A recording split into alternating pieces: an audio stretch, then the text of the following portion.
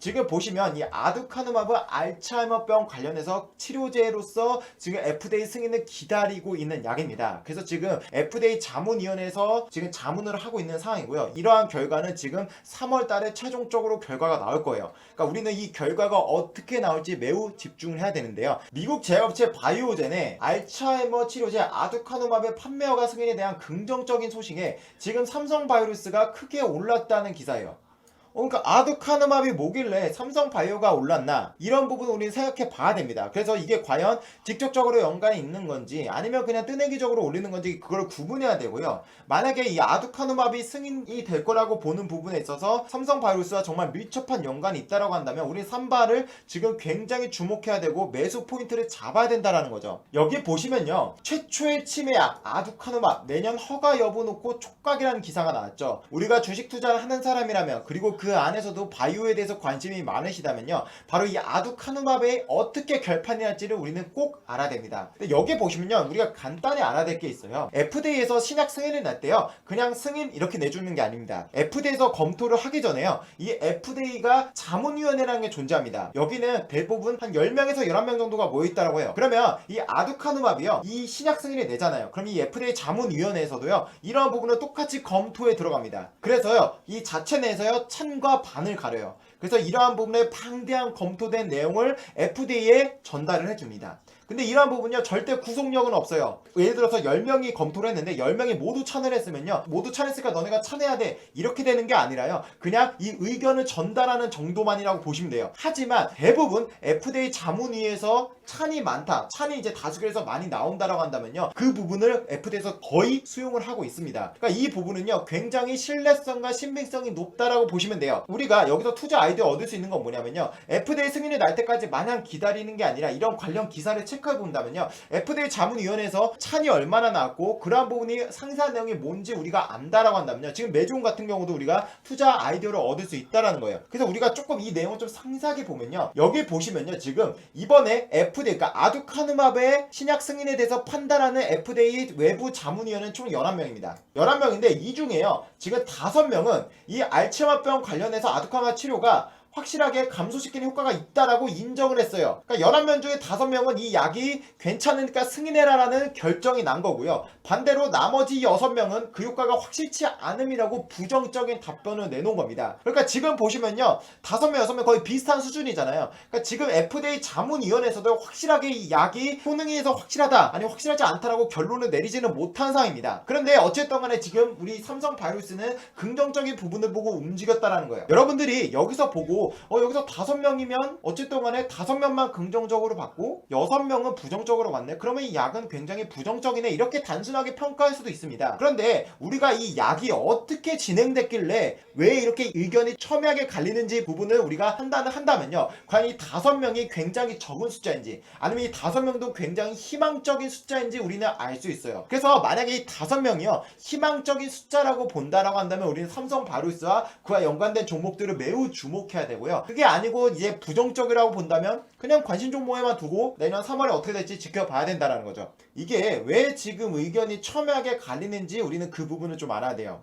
근데 이 지금 아두카누마브요, 바이오젠이 이번 이제 알츠하이머병 치료제 관련해서 임상 3상을 2개를 진행했습니다. 둘 다 똑같은 조건으로 진행을 했어요. 근데 보시면요, 이게 지금 첫 번째 임상이고요, 이멀지라는 임상을 진행했고요, 그 다음에 인게이지라는 임상을 진행했습니다. 둘 다 똑같아요. 그런데 보시면요, 지금 이멀지라는 임상에서는요, 다 모든 것들이 우수하게 나왔죠. 이 CDR-SB가 1차 지표입니다. 제가 바이오에서 말씀드리지만요, 1차 지표에서 성공하고 2차 지표가 모두 실패하면 성공입니다. 근데 1차 지표가 실패를 하고 2차 지표가 모두 성공해도요, 그것은 실패예요, 원칙적으로는. 하지만 FDA에서 허가 신청서를 받으면 자료 검토를 해서 신청 허가를 내줄 수는 있습니다. 지금 이러한 상황에 걸린 게 매주운이죠. 1차 지표는 실패했지만 2차 지표에 지금 성공을 해서 지금 신청서를 해서 지금 기다리고 있는 상황이고, HLB도 역시나 똑같은 상황입니다. 근데 지금 보시면요, 이 아두카누마브 같은 경우는요, 알츠하이머에서 임상 3상에서요 지금 이 이멀지라는 임상 3상에서는 매우 우수한 결과가 나왔습니다.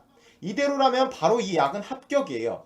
그런데 두 번째 임상을 보면요, 모든 것들에서 실패를 했습니다. 지금 여기서 제가 차근차근 좀 설명을 드릴게요. 지금 여기 0.0120 이렇게 돼 있는 게 있죠. 0.0120, 0.0493 이거는 P값입니다. P값은 0.05 이하일 때 통기적으로 유의성이 있다라고 입증을 하는 거예요. 그러니까 0.05 이하이면 한마디로 여기서 합격을 한 건데, 지금 1차 지표는 0.0120이니까 굉장히 우수하죠. 그러니까 1차 지표가 통계적 유의성이 입증이 된 거예요. 그 다음에 지금 여기 보시면 마이너스 22%가 나왔죠. 그죠? 그리고 로우 도주, 그러니까 고용량과 낮은 용량을 비교한 건데요. 지금 보시면 낮은 용량 대비 고용량이 22%로 굉장히 효과가 좋음을 입증했습니다. 그러니까 이 말은 뭐냐면 임상적으로 유용성이 입증이 됐다라는 거예요.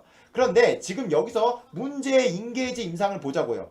여기를 보시면요, 지금 로우 도주 같은 경우는 마이너스 12%로 어느 정도 비슷한 숫자가 나왔죠. 근데 보시면요, 어쨌든 간에 로우 도주 같은 경우는 통계적 유의성을 하나도 입증하지 못했습니다. 그래서 이 데이터는 쓸모가 없는 데이터예요. 그런데 어쨌든 간에 두 개의 지금 임상을 똑같은 조건으로 임상을 했기 때문에요, 비슷한 결과가 나야 되는 게 정상입니다. 근데 지금 보시면 어쨌든 간에 여기도 똑같이 로우 도주에서 모두 다 통계적 유의성을 갖추지 못했죠. 그러니까 로우 도주는 한마디로 데이터로서 가치가 없는 겁니다. 근데 지금 하이 도주를 보자고요. 그러니까 고용량인데요, 1차 지표를 보자고요. 2%가 오히려 상승했습니다. 이 약을 먹으면 효과가 나야 되는데요, 안 먹은 것보다도 더 안 좋은 2% 오히려 상승하는 최악의 결과가 나왔습니다. 그리고 그러한 P값도 지금 0.83이 났죠. 0.05 이하가 나와야 이 약이 효능이 있다라고 입증하는데요, 이 약이 0.83이 나왔습니다. 아무런 통계적으로 가치가 없다라는 거예요. 역시나 지금 2차 지표도 보면 모두 다 똑같이 굉장히 아이러니한 데이터가 나왔어요. 그러니까 웃긴 거죠. 똑같은 기준으로 한 건데 이멀지 임상은 완벽한 데이터가 나와서 지금 이대로만 나왔으면 무조건 허가가 나오는 건데, 인게이지 데이터를 보니까요, 완벽하게 동전의 앞뒤처럼 양면성으로 허가가 나올 수 없는 데이터가 나온 거예요. 그런데 이 바이오젠이 이것을 바탕으로 지금 FDA 승인 허가서를 제출한 거고요, FDA에서는 이걸 내라고 일단은 검토 가능성을 열어둔 겁니다. 그래서 지금 검토를 하고 있는 건데, FDA 자문위원회에서 지금 어쨌든 간에 앞에 본 5명의 찬성과 6명의 반대가 나온 상황이라는 거죠. 그러면 왜 이렇게 똑같은 임상에서 다른 결과가 나왔나, 우리는 그 부분을 조금 알고 가야 돼요. 그 이유가 뭐냐면요, 간단하게 말하면 이거예요. 지금 보시면 바이오젠 같은 경우요, 2012년도부터 임상 1상을 진행했습니다. 굉장히 장기간 임상을 진행하고 있는 건데요, 지금 보시면 뭐냐면요, 플라시보, 그 다음에 이제 저용량, 그 다음에 이제 고용량을 진행했어요. 근데요, 임상 1상이 끝나고 이제 얘네가 자체적으로 데이터를 분석했는데 뭐냐면요, 이 고용량 부분에 있어서요, 사람 몸무게당 6mg의 원래는 임상을 진행했어요. 내가 만약에 60kg라면 60mg을 넣겠죠. 그런데 이것을 사후에 분석해보니까요, 이 A4E 바이오마커를 가지고 있는 환자들 같은 경우는요, 그러니까 몸무게당 10mg을 하는 게 훨씬 더 효과가 좋다라는 게 사후 분석 결과가 나온 거예요. 그래서요, 이 바이오젠이요, 부랴부랴 임상 3상을 하고 있는 도중에요, 이 용량을 바꿔버립니다. 그렇게 해서 다시 임상을 그대로 진행을 해버리는 겁니다. 가장 깔끔했던 건 이거죠. 그냥 이 임상을 멈추고 아니면 이대로 진행을 한 다음에 끝내고 다시 새로운 3상을 10mg, 그러니까 사람 몸무게당 10mg으로 임상을 진행했더라면 깔끔하게 데이터가 나왔을 텐데, 아무래도 또 그렇게 하면 최소 3년에서 5년간 엄청나게 많은 임상 비용이 드니까요, 그대로 진행하면서 프로토콜에서 바뀐 부분을 다시 진행을 한 거예요. 그렇게 해서 깔끔한 데이터가 나올 것을 기대했는데 이런 결과가 나와버린 겁니다. 지금 보시면 인게이지가 이제 실패한 임상이죠. 이번에 완벽하게 다른 데이터가 나온 거고,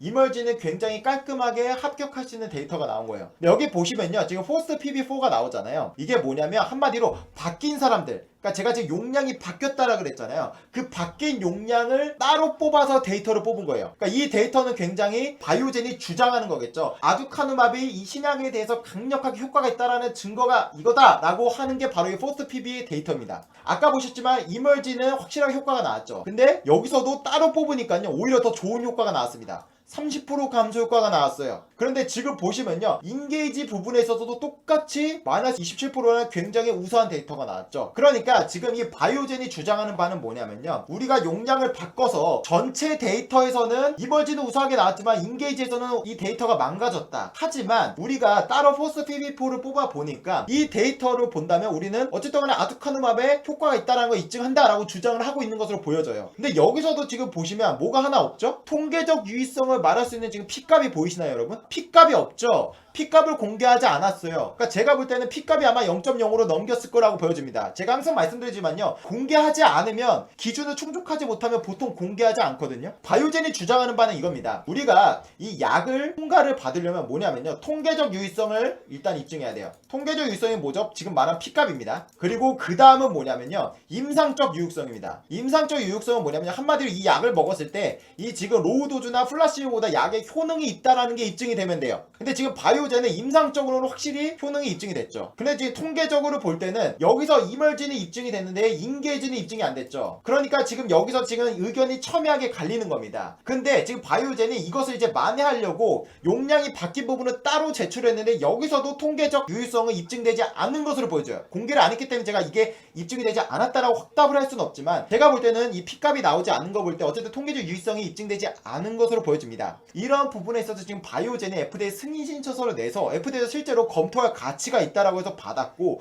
지금 이 승인 전차를 받고 있다라는 겁니다. 근데 지금 어쨌든 간에 아까 찬이 5명 나왔고 반이 6명 나왔잖아요. 근데 어쨌든 간에 FDA가 승인 절차를 받고 있다는 것은 승인 가능성을 우리는 간과할 수는 없습니다. 지금 이 알츠하이머는요, 치료제가 없어요. 우리가 한마디로 알츠하이머에 걸리면요, 증상을 늦추는 약만 있을 뿐이지 이 약을 어느 정도 알츠하이머를 조금 더 약의 효능을 발휘할 수 있는 근본적인 치료제는 없습니다. 모든 것들이 실패했어요. 그렇기 때문에요, 이러한 부분을 FDA가 지금 저는 받아들인 것으로 보고 있고요, 승인될 가능성이 조금이나마 저는 있다라고 보는 면도 있다라는 겁니다. 그러면 우리는 어쨌든 주식 투자를 하는 사람이잖아요. 그래서 우리는 지금 이와 관련된 삼성바이오로스를 본다면요, 이 부분은 꼭 알고 가야 돼요. 왜냐면 우리가 삼성바이오로스 같은 경우는 항상 고평가다, 주가 사기다, 전 세계에서 가장 비싼 종목 중 하나다, 이런 말들이 많잖아요. 근데 우리가 삼성바이오로스를 매수할 수 있는 포인트를 잡을 수 있는 굉장히 중요한 인사이트가 될 수 있거든요. 이게 만약에 성공이라고 가정한다면 우리는 미리 준비를 해야 되지 않습니까? 만약에 승인이 딱 난다라고 한다면 주가는 또 미리 올라가 있을 거 아니에요. 그래서 우리가 이제 어쨌든 승인이 나는 부분이 3월이라고 한다면요, 지금 그 가능성에서 미리 알고 있자고요. 그래서 지금 간단하게 보면요, 지금 보시면 아까 용량을 바꾼 게 이제 킬로그램당 10mg이었죠. 그래서 아마도 이대로 만약에 승인이 난다라고 한다면 지금 보시면 1인당 1회 600mg을 투여받아야 한다라고 나오는데요. 지금 글로벌 데이터에 따르면 경증 중등도 알츠하이머병 환자 수가 미국 기준 80만 명에 육박합니다. 이를 기준으로 필요한 약물의 최대 중량을 계산해보면 미국 시장만 연간 5,760kg의 약물이 필요하다고 합니다. 근데 지금 여기 보시면 보통 대용량의 CMO 공장을 가지고 있다는 기준이 얼마냐면요, 10,000리터입니다. 10,000리터예요. 여기 보시면 10,000리터 이상의 대규모 배치를 보유한 CMO 시설은요, 전 세계에 58개가 존재하고 있습니다. 그런데 우리 아까 메인 기사 뭐였죠? 삼성바이오로스가 아두카누마 FDA 승인에 대한 예측이 되니까 삼성바이오로스가 널뛰었죠. 그러면 냉정하게 말하면요, 지금 삼성바이오로스는 58분의 1의 확률인 거예요. 어쨌든 CMO 수주가 나온다고 본다면 대용량이 나올 겁니다. 왜냐면 지금 알츠하이머 치료제로 받은 승인받은 약이 없잖아요. 만약에 승인을 받는다면 이 약은 정말 불티나게 팔릴 겁니다. 기존에 증상 완화제를 먹을 바에는 아무래도 이 약을 먹는 환자 수가 절대적으로 많을 거예요. 근데 이제 우리와 관련된 종목으로 넘어와 보자고요. 여기서 직접적으로 우리가 지금 신문기사를 검색해보면 가장 많이 이름이 오르는 게 삼성바이오로직스입니다. 근데 그 확률을 따지자면 58분의 1이에요. 근데 과연 이게 58분의 1일까? 실제로 이게 정말 삼성바이오로스가 수주가 날 가능성이 매우 높지 않을까? 우리는 이 부분을 한번 분석해 보자고요. 우리 여러분들이 지금 네이버에서도 검색해 보시면 알겠지만요, 바이오젠 치매 치료제 수주 가능성에 대한 기사가 굉장히 많이 있습니다.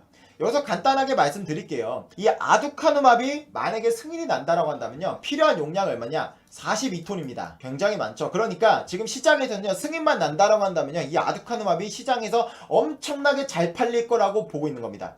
그러면 이 약을 생산은 해야겠죠. 바이오젠이 이것을 생산할 능력은 전혀 없습니다. 그러면 아까 말씀드렸지만 대용량 기준이 10,000리터인데 10,000리터 이상의 생산시설을 보유한 기업이 58개라고 했죠. 근데 조금 더 우리가 세세하게 보자고요. 여기 보시면 지금 삼성바이오로스가 보유하고 있는 용량은 여기까지입니다. 근데 지금 4공장은 지금 추가적으로 지금 공장 설비를 늘리는 부분은 지금 늘리고 있는 부분이에요. 그래서 이 부분이 완료되는 시점이 언제냐? 2022년도 말입니다. 그때부터 생산 설비를 조금씩 돌릴 수 있다라는 말이에요. 근데 지금 보시면요, 상공장까지가 있는데요, 지금 이 용량을 합치면 얼마인가요? 대충 36.4만 리터가 나오죠. 지금 이 용량이요, 어느 정도 수준이냐면 전 세계에서 1등입니다. 전 세계에서 가장 많은 CMO 생산 설비를 갖추고 있는 게 바로 삼성바이오로직스예요.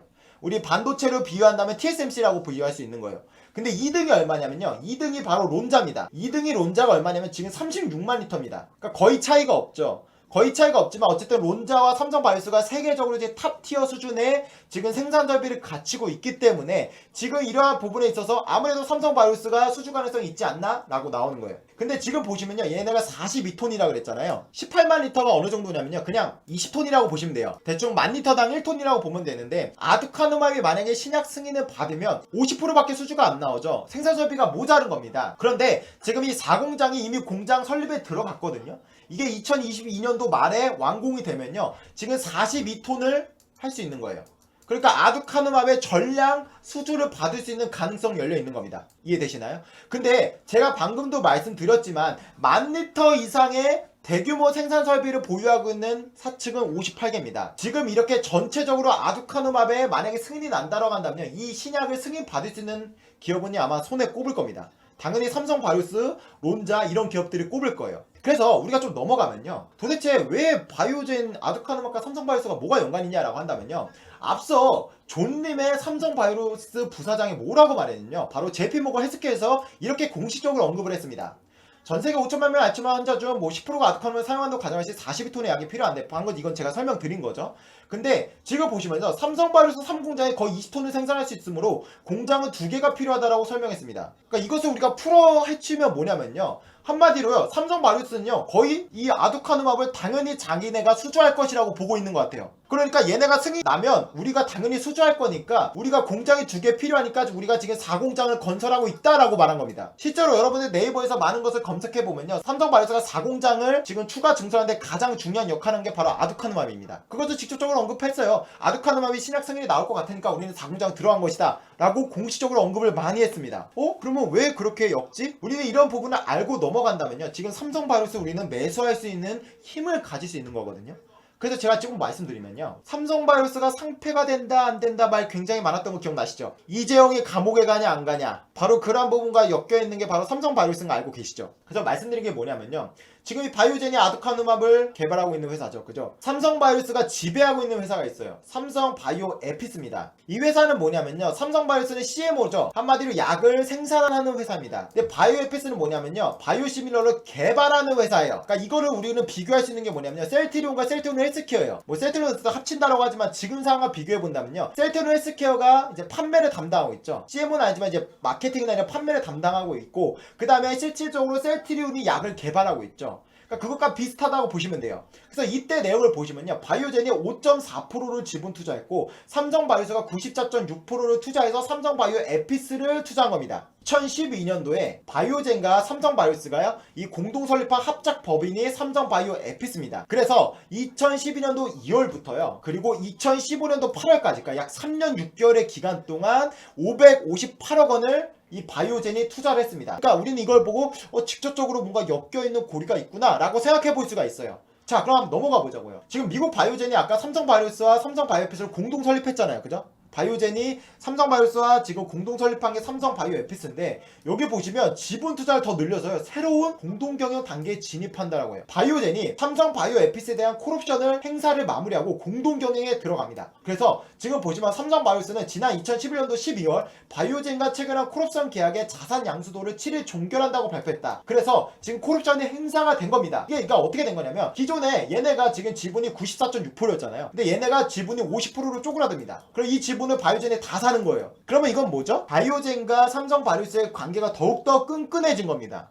왜? 이 말은 뭐냐면, 바이오젠이 삼성바이오에피스에서 개발하고 있는 파이프라인의 성공 가능성을 매우 높게 본 겁니다. 실제로 개발하고 있는 파이프라인들 많이 성공해서 지금 미국에서 바이오시밀러로 판매를 하고 있죠. 추가적으로 하고 있는 것도 많고요. 근데 이 당시에는 성공한 약이 별로 없었는데 점점 성공하고 성공 가능성이 높으니까 바이오젠이 베팅을 한 거예요. 근데 지금 원래 5.4%만 가지고 있었는데요, 바이오젠이 콜옵션을 행사를 해서요, 이 지분을 50%까지 늘린 거예요. 바이오젠이 그 50%, 그러니까 지금 삼성바이오스가 94.6%를 가지고 있는데 그것을 50%만 남기고 나머지 44.6%를 바이오젠에 넘겨주면서 받은 금액이 7,595억 원입니다.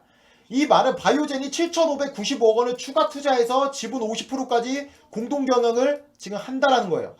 놀랍죠? 그럼 제가 아까 말씀드렸죠, 550억 원을 투자해서 5.4%를 가졌는데 지금 바이오젠은 최종적으로 삼성바이오에피스에 8천억 원을 투자한 겁니다. 그런데 지금 이 바이오젠이 아두카누마비를 개발하고 있잖아요. 그러면 이런 거죠. 50%를 투자하면 지분법 이익으로 이제 이 실적이 연관돼서 찍히게 됩니다. 그러니까 지금 삼성바이오로지스는 연관돼 있을 수밖에 없는 거죠. 바이오젠과 삼성바이오스 관계가요, 지금 그전에는 그냥 협력 정도는 이제는 공동 경영을 하는 단계까지 굉장히 끈끈해졌다라는 거예요.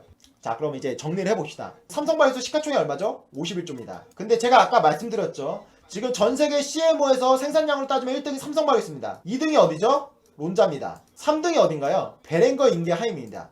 근데 베랭거 인게하임은 전통 CMO 업체가 아니라요, 그냥 파이프라인 개발도 하고 있는 종합 제약사라고 보시면 돼요. 근데 지금 상황으로 본다면요, 이 지금 삼성바이오스가 얼마냐면 36.3리터입니다. 근데 론자는 36만 리터입니다. 거의 차이가 없죠. 베랭거 인게하임은 얼마냐면요, 지금 24만 리터입니다. 그러니까 조금 차이가 있죠. 론자의 시가총액이 얼마인지 아세요, 여러분? 이 시가총액이요 51조입니다. 똑같아요. 근데 지금 삼성바이오로이스, 론자, 베랭거 인게하임의 청사질이 몇 리터냐면요, 얘네가 추가적으로 100만 리터까지 늘린다고 발표했어요. 1등, 2등, 3등이 메이저거든요. 베랭거 인게하임은 조금 차이가 있잖아요. 그러니까 정확히 말하면 론자, 삼성바이오로이스가 투톱입니다. 이 두 개가 메이저고, 그 다음 베랭거 인게하임이 그 다음인데, 근데 베랭거 인게하임 같은 경우는요, 글로벌 빅파마가 돈이 엄청나게 많기 때문에 돈만 때려박으면 늘릴 수 있는 능력이 있어요. 그래서 같이 보셔야 됩니다. 근데 얘네 안에서도요, 이 CMO도요, 그 어떤 거를 생산하느냐에 따라서 조금 그 질이 나눠지는데요, 론자랑 삼성바이오로이스가 가는 길은 나눠집니다. 이건 제가 다음에 기회가 되면 말씀드린 건데요, 그러니까 뭐냐면 론자와 삼성바이오로이스가 겹치지 않는 부분에서 서로 공동 1등을 간다라고 보시면 돼요. 예를 들어서 이런 거죠. 론자 같은 경우 이중항체나 이런 부분에서도 지금 투자를 늘려서요, 미래에 대비하고 있는데요, 지금 이제 삼성바이오로이스는 단일항체 부분만 집중을 해요. 포지셔닝에 있어서 차이가 있다는 걸 우리는 기본적으로 알고 계셔야 합니다. 그러니까 지금 저 AJ님이 말씀하신 것도 저도 뭔 말인지 알아요. 뭔 말이냐면, 왜 그러냐면 론자의 영업이익이요, 삼성바이오로이스가 4배나 많습니다. 근데 시가총액이 똑같아요. 그럼 당연히 삼성바이오로이스가 지금 똑같아더라도 고평가를 받고 있는 겁니다. 우리가 이렇게 생각해 볼 수 있는 거예요. 만약에 FDA 승인이 날 것이라고 가정을 한다면, 어쨌든 간에 지금 론자가 51조입니다. 삼성바이오로이스도 51조예요. 그럼 삼성바이오로이스를 거품이라고 볼 수 있을까요? 저는 이게 지금 거품이라고 보여지지 않아요. 그냥 이 업종 자체가 프리미엄을 받고 있습니다. 이것은 지금 아두카누맙을 빼하고 왜 이런 프리미엄을 받냐면, 지금 다들 아시겠지만 코로나 때문이죠. 코로나도 백신과 이제 치료제로 분야가 나눠집니다. 근데 지금 삼성바이오로이스는 백신하고는 전혀 연관성이 없어요. 아시겠지만 치료제 부분에서는 지금 굉장히 수주가 나오고 있죠. 근데 이제 치료제 부분에서도 나온다면 이 CM 업체가 엄청나게 필요합니다. 지금 생산설비가 부족한 게 팩트니까요. 그러니까 지금 보시면요, 이 51조라는 금액에는 뭐가 있냐면요, 이 코로나라는 프리미엄이 있어요. 지금 이 코로나 같은 경우는요, 우리가 이렇게 생각하시면 돼요. 과거 전염병처럼 우리가 약 먹으면 사라지겠지라는 이미 제가 볼 때 적정선을 넘었어요. 이것은 그냥 우리가 매년 찾아오는 이런 지금 독감처럼 아마도 매년 코로나라는 것들이 계속해서 찾아올 것이라고 보여져요. 아마도 인류와 계속해서 함께 갈 질병이라고 저는 생각이 듭니다. 네, 저는 완전 종식될 거라고 보지 않아요. 그거를 볼 때 어쨌든 간에 치료제가 나올 것이라고 가정한다면, 지금 이 51조가 불편한가요? 저는 아두카누맙이 실패한다라고 가정하더라도요, 이 51조가 불편하지가 않았어요. 왜? 론자가 받쳐주니까. 지금 업계에서 보는 삼성바이오스의 최고 목표가가 얼마인지 아세요, 여러분? 108만원이 최고가입니다. 저도 이렇게 생각해요. 삼성바이오로이스를 분석을 안 하고요, 그냥 퍼다 막 이런 거로만 보면 이거 너무 거품이다, 이건 내려가야 돼, 이렇게 생각을 하는데, 막상 이렇게 분석을 하면서 실제적으로 론자가 가고 막 엮여있고 실제적으로 CMO의 비전을 보면요, 저는 100만원? 저 가능할 거라고 봐요.